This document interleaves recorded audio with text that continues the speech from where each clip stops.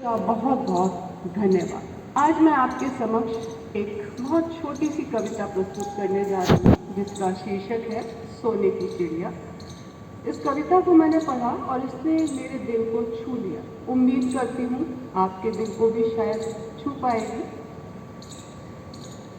क्या पढ़ते हो किताबों में, क्या पढ़ते हो किताबों में, आओ मैं तुम्हें बताती हूँ। 15 अगस्त की असली परिभाषा आज मैं अच्छे से समझाती हूँ। एक दौर था, एक दौर था जब सोने की चिड़िया भारत कहलाता था।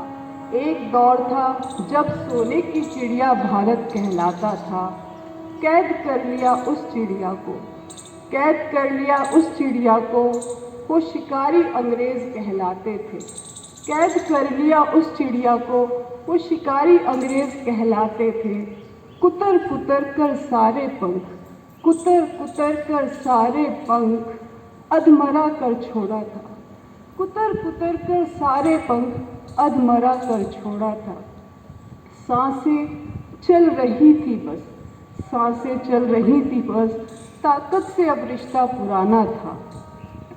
कहते हैं कि हिम्मत से बढ़कर दुनिया में और कुछ नहीं होता।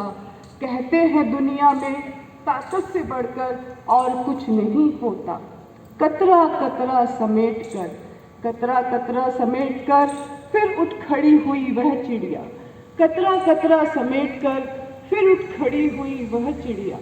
बिखर गए थे सारे पंख, बिखर गए थे सारे पंख, बिन पंखों के उड़ना सीख लिया, बिन पंखों के उड़ना सीख लिया।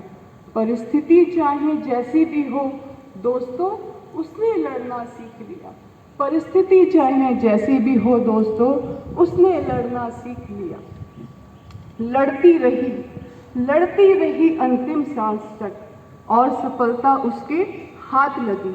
लड़ती रही अंतिम सांस तक और सफलता उसके हाथ लगी।